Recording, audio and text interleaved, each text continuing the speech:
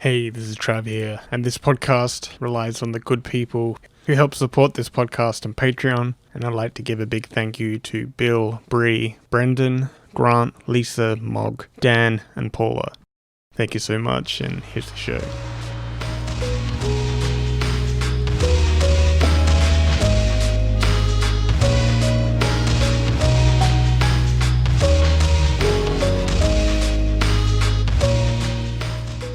Hey, welcome to episode 181 of Tales from Mind Boat, slow-moving Saturday morning boat ride inside the wintry, salty, sugary goodness of my mind. This is Trav Nash speaking, and thank you very much for listening to this episode. I really do appreciate it. On today's show is a few small slices of life, observations, and people that I've seen walking around the beautiful suburb of St Kilda, Melbourne. So it's a good show. All you need to do is sit back, relax, consider what are you going to do for the week as we set sail.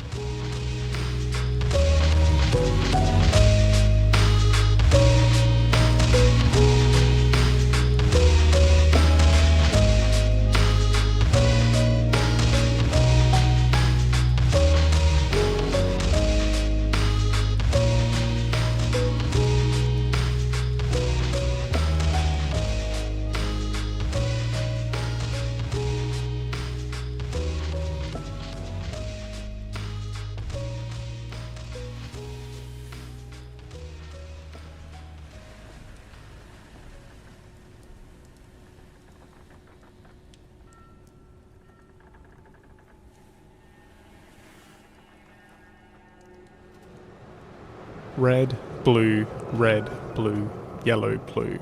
Tiny pixels of light twinkle in sequence, far out where the ocean and sky form this kind of strange alliance. The night sky is a misty grey, but the sea itself is jet black, the kind of black that swallows any light, an eater of worlds, and only lives to snuff out all the light around itself.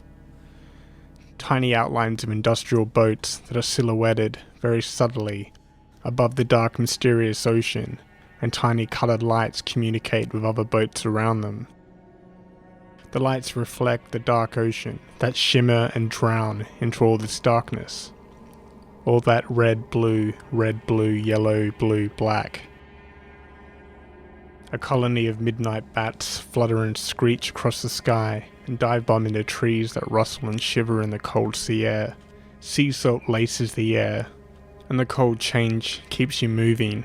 If I stand still too long, I will surely freeze to death, vanish into this mysterious jet black ocean that is slowly creeping forward with every passing minute. A street light flickers and begins to buzz loudly before it turns off forever. The light that died, and I think we all know who killed it.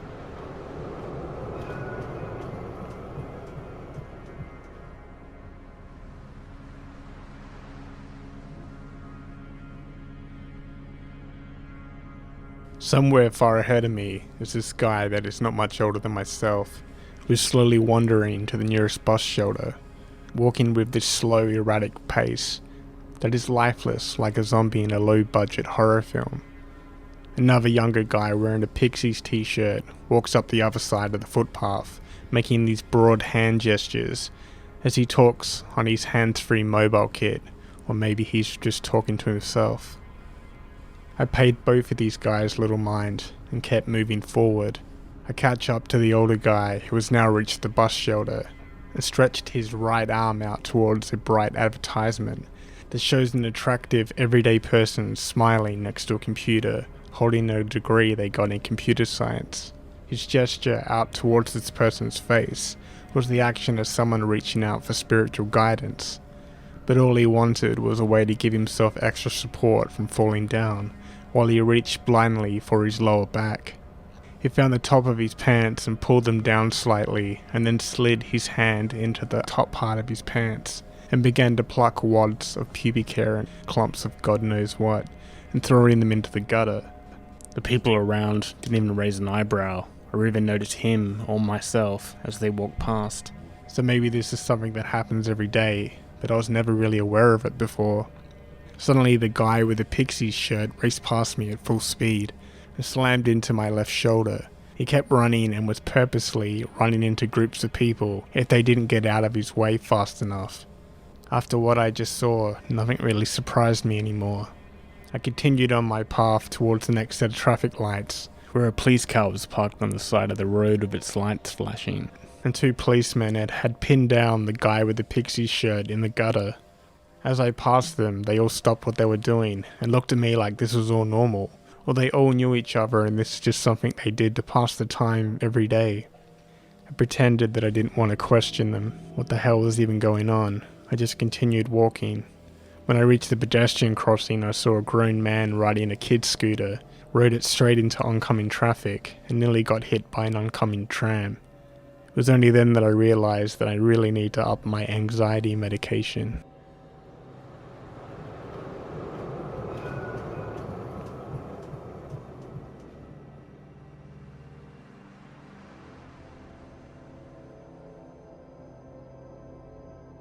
Somewhere in between an old long abandoned petrol station and a small community park where people eat healthy wraps in their lunch break and watch local drug deals take place with no care or who or what is watching them.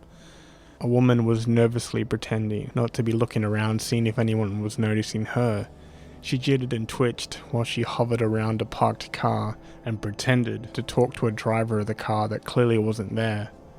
As I kept my distance as I walked around the scene that was playing out, she watched me carefully in the reflection of the passenger window and continued to keep up this pathetic facade while she peeled away at a mandarin in her left hand, ripping into the skin with her long nails and dropping pieces of the fruit and skin that skipped as it hit the gutter and tumbled underneath the car. The car then beeped and the lights blinked on and off, which caused her to slowly back away from the car with her palms out, as if to deflect herself from some kind of invisible force field of suspicion. As she walked backwards, she stumbled into the back of a park bench and went tumbling backwards over the backrest, flying her into the air and dumping her back to the earth again with her legs out on the wet grass in front of her. She didn't seem to be hurt, she just was dazed and confused, as the owner of the car completely ignored her, got into his car and drove away.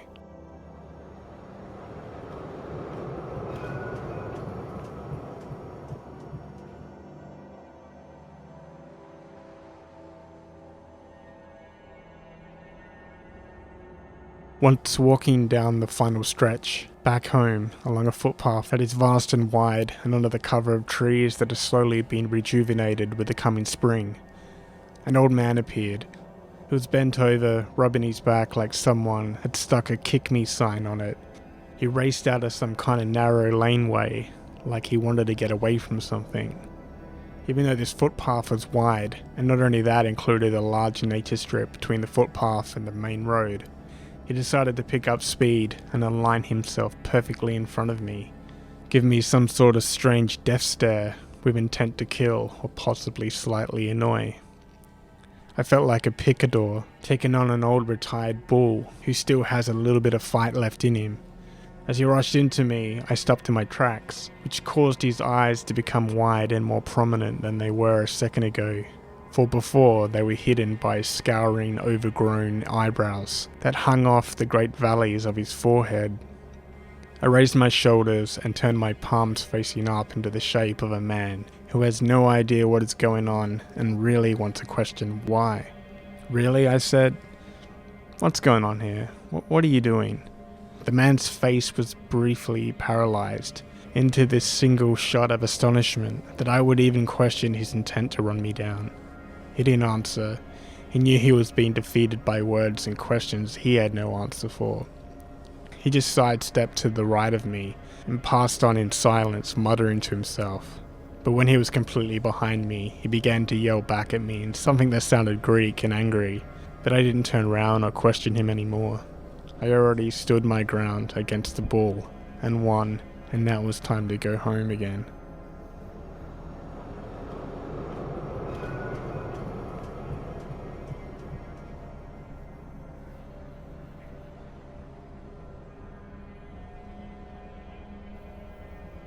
While waiting for a coffee, I sat at one of those metal seats provided at the front of the coffee shop in this tiny arcade in St Kilda.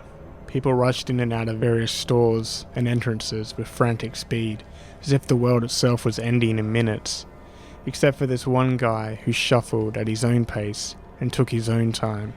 He was carrying 2 large yellow plastic bags that looked like they were full of blankets, but clinked like they had bottles in them when he dropped them to the ground.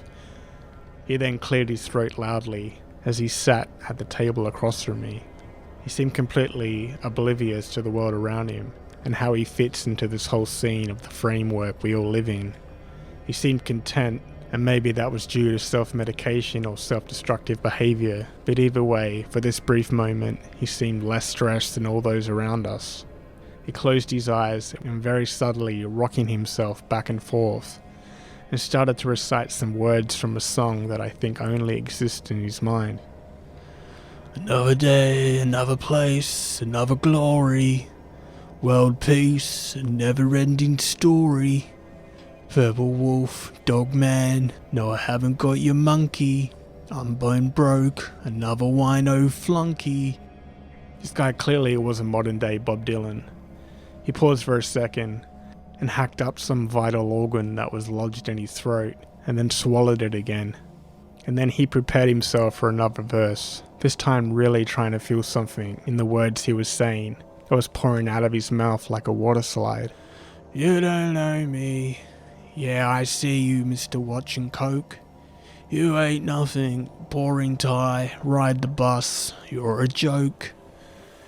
25 years, liquid handcuffs, bars and chains. Running from the law, scrambled egg brain. Yeah, get what you stole, but you stole what you got. I got a second life when the Lord takes me above. He then opened his eyes and saw that I was the only one listening to his public impromptu poetry slam. He stood up much faster than he sat down, picked up those yellow bags that clinked and rattled as he shuffled out the sliding doors and vanished into a cluster of people running for a tram. I was still under the siren's sweet spell and didn't even realise my coffee was already next to me. As I came to, I turned around to the owner and thanked him and said I was sorry. And he replied, "It's all good. You looked a million miles away, deep in thought of something, and I didn't want to interrupt you." I appreciated that, like I appreciate good coffee.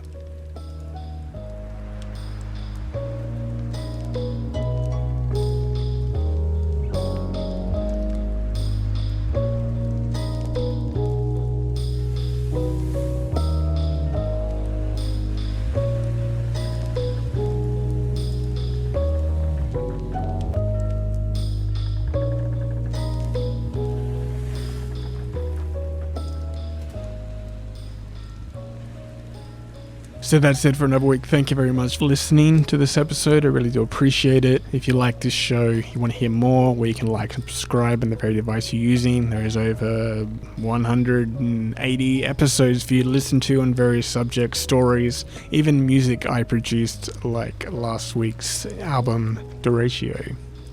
Sharing this on Facebook and Twitter is very much appreciated. It really helps get this podcast out there to people who are just as cool as you are. Retweeting this, spreading it out there on social media really does help. Or just telling someone to their face, if someone you know likes podcasts, maybe mention it next time you go shopping together or get a coffee. You should recommend it with enthusiasm and not in a sarcastic way. Unless you mean it in a sarcastic way. Either way, it's good publicity. You can follow the podcast on Facebook and Twitter just by searching for Tales from the Mindboat podcast. You can also follow me on Twitter and Nashtopia, or my art Instagram account at Trav Nash Draws Things. The music for this podcast is composed by Tim Witt. You can listen to his music right now if you search for Tim Witt Sounds on SoundCloud. You can also find his albums on Bandcamp, which you pay what you want for some pretty awesomely produced albums. All other ambient music was composed by me, as this episode was written, read, copied and pasted, edited, mixed, you name it, I probably did it, and you're welcome. So that's it for this week. Thank you very much for listening to this episode. I hope it was a good one. Again, please pass it on. If you can spare $1 a month to help this podcast keep going, then please consider being part of my Patreon. And thanks to those who already helped me out this month. You really keep this podcast going. Anyway, I hope you're doing well, you're healthy, you have a good week. Until next time, stay safe, look after yourself. Peace.